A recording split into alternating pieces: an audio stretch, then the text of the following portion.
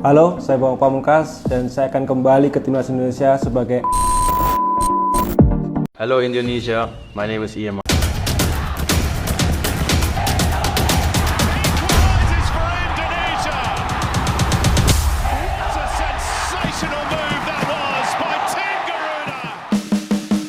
Legenda sepak bola tanah air Bambang Pamungkas membuat geger setelah unggahannya di Instagram menyebut akan kembali ke Timnas Indonesia. Iya, Bambang Pamungkas sudah cukup lama pensiun dari sepak bola, namun ia masih aktif dalam beberapa musim terakhir sebagai manajer Persija Jakarta. Sosok yang akrab disapa BP itu menggegerkan sosial media Instagram setelah menyebut dirinya akan kembali ke tim nasional Indonesia, namun ia tak menyebut sebagai apa. Dalam captionnya, BP menyebut tim nasional sangat sakral, skuad Garuda tidak boleh berjuang sendiri sehingga perlu didukung. Kita boleh kecewa saat timnas bermain buruk, kita juga boleh marah saat timnas kalah, tapi kita tidak boleh menyerah dan berbalik arah dengan membiarkan mereka berjuang sendirian.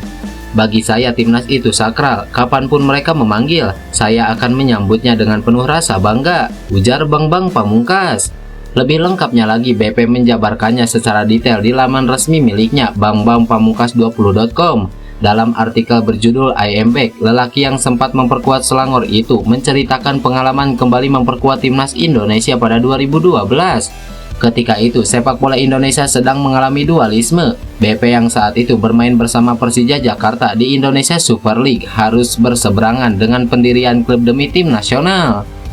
Tim nasional memiliki posisi yang sangat sakral, sehingga tidak pantas untuk dikotori oleh ego dan kepentingan orang atau golongan tertentu. Kapanpun timnas memerlukan tenaga dan pikiran kita harus menyambutnya dengan penuh rasa bangga.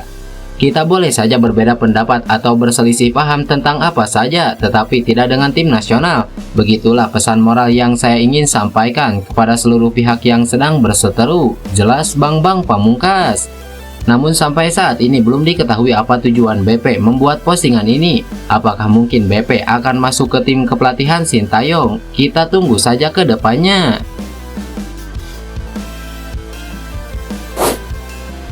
Pemain tim nasional Indonesia Shen Patinama tak menutup kemungkinan untuk mencari klub baru.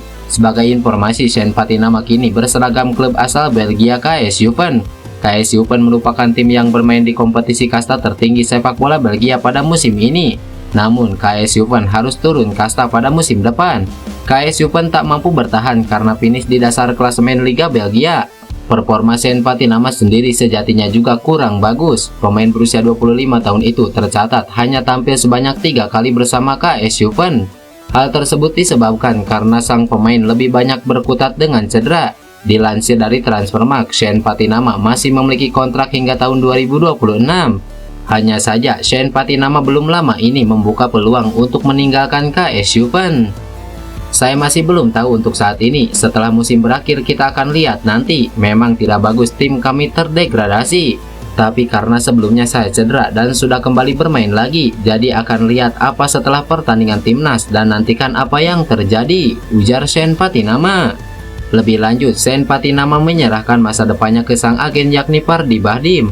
Pemain berposisi sebagai bek kiri itu kini hanya ingin fokus untuk memperkuat tim nasional Indonesia. Saya belum tahu, itu agen saya yang tahu yakni Pardi Bahdim. Dia yang mengurus semuanya, saya tidak tahu. Saya hanya fokus bersama timnas, jelas Shen Patinama. Klub asal Jepang Cerezo Osaka resmi melepas Justin Hubner ke timnas Indonesia. Kepastian ini diumumkan langsung oleh pihak Cerezo Osaka melalui akun Instagram klub pada Selasa kemarin. Dalam rilisnya, Cerezo Osaka menyebutkan bahwa timnas Indonesia akan memiliki 2 jadwal bertanding. Hal ini mengisyaratkan bahwa Cerezo Osaka sepertinya belum melepas Justin Hubner ketika timnas Indonesia menjalani uji coba melawan Tanzania pada 2 Juni mendatang. Dalam postingan serupa, Justin Hubner memberikan komentarnya. Pemain berposisi sebagai bek itu mengaku senang mendapatkan izin untuk bergabung dengan timnas Indonesia. Lebih lanjut, Justin Hubner berniat memberikan yang terbaik saat tampil bersama skuad Garuda. Saya sangat senang telah terpilih kembali ke timnas Indonesia kali ini. Dukungan dari para penggemar selalu menjadi kekuatan saya. Saya akan melakukan yang terbaik untuk diriku sendiri dan penggemarku, ujar Justin Hubner. Sementara itu, Sintayong memastikan bahwa Justin Hubner memang bakal absen memperkuat timnas Indonesia melawan Tanzania. Pelatih asal Korea Selatan itu mengabarkan Justin Hubner baru akan bergabung setelah tanggal 2 Juni nanti. Meski kansnya lebih kecil dari timnas Indonesia, Thailand tetap yakin lolos ke putaran ketiga kualifikasi Piala Dunia 2026. Keyakinan itu disuarakan Chanatip Songkrasin, gelandang serang yang dijuluki Messi Thailand. Pemain berusia 30 tahun tersebut menjadikan kekalahan 1-2 dari Cina di kandang sendiri pada November lalu sebagai motivasi baginya dan timnas Thailand untuk balas dendam. Chanatip dan kawan-kawan akan menantang Cina di Senayang dalam laga kelima grup C putaran kedua kualifikasi Piala Dunia pada 6 Juni mendatang. Timnas Thailand saat ini mengantongi 4 poin, terpaut 3 poin dari Cina yang berada di urutan kedua dengan sisa 2 laga. Dengan kondisi itu, wakil Asia Tenggara ini menancapkan tujuan wajib menang dalam rematch versus Cina. Mantan pemain Kawasaki Frontale itu mendeklarasikan Cina sebagai musuh penghalang terbesar Thailand saat ini. Ini adalah pertandingan yang sangat menentukan nasib kami. Kekalahan itu menyakiti saya, jadi kali ini saya dan seluruh pemain bertekad untuk mendapatkan kembali 3 poin. Penting bagi Thailand untuk bermain sebagai tim dan berhati-hati, karena ini adalah level Asia, ujar Chanatip. Chanatip termasuk di antara 27 pemain yang dipanggil oleh pelatih Mats Sadaisi untuk 2 laga terakhir grup C melawan Cina dan Singapura. Dia sempat mengalami cedera pangkal paha saat bermain untuk klubnya BG Pathum United di Liga Thailand, dan sepertinya absen di 2 pertandingan penting itu. Meski begitu, Chanatip tetap bergabung dengan tim dan menegaskan bahwa dirinya sedang memulihkan diri sebaik mungkin untuk menghadapi laga terdekat melawan Cina. Mats Sadaisi sudah menargetkan Thailand harus meraih 6 poin kontra Cina dan Singapura. Kalaupun mendapatkan hasil imbang dengan Cina, timnas Thailand masih berpeluang melaju ke putaran ketiga dengan 2 syarat. Kedua syarat itu adalah harus menang besar melawan Singapura dan Cina kalah dari Korea Selatan pada laga terakhir. Namun sangat tak mudah bagi Chanatip dan kawan-kawan mewujudkan impiannya, karena Cina juga memahami krusialnya pertandingan melawan Thailand. Pengundian babak penyisihan Piala AFF U16 2024 telah selesai pada Kamis siang tadi. Bertindak sebagai tuan rumah, Timnas Indonesia U16 masuk grup A. Selain Timnas Indonesia U16, grup A Piala AFF U16 juga berisikan Laos, Filipina, dan Singapura. Sementara grup B Piala AFF U16 diisi oleh Vietnam, Myanmar, Kamboja, dan Brunei Darussalam. Sedangkan grup C dihuni oleh Thailand, Malaysia, Timur Leste, dan Australia. Timnas Indonesia U16 akan menjadi tuan rumah Piala AFF U16 2024 di Solo pada 21 Juni hingga 4 Juni 2024 mendatang. 2 stadion di Solo dipersiapkan untuk menyelenggarakan Piala AFF U16 2024. Keduanya adalah Stadion Manahan dan Stadion Sriwedari. Juara bertahan Piala AFF U16 adalah Timnas Indonesia, yang pada 2022 juga menjadi tuan rumah mengalahkan Vietnam U16 di babak final.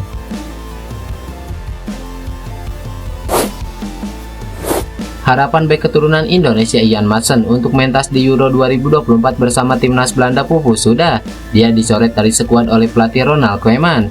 Ian Maatsen yang kini bermain untuk Borussia Dortmund sejatinya masuk dalam daftar 30 pemain skuad bayangan timnas Belanda untuk Euro 2024. Namun pada seleksi akhir, Ronald Koeman memutuskan untuk mencoret 4 pemain termasuk Ian Maatsen untuk membentuk 26 pemain sesuai regulasi FIFA. Kepastian ini membuat Maatsen lagi-lagi gagal untuk mendapatkan peluang tampil di tim senior timnas Belanda.